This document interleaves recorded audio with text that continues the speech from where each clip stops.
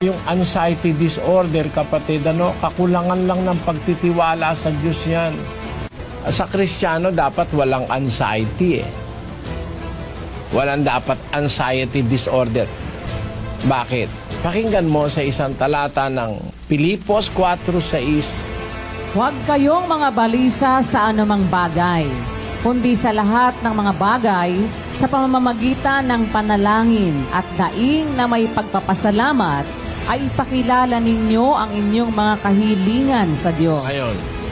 Have no anxiety about anything, but in everything by prayer and supplication with thanksgiving, let your request be made known to God. Dapat wala tayong anxiety kung may tiwala ka sa Diyos.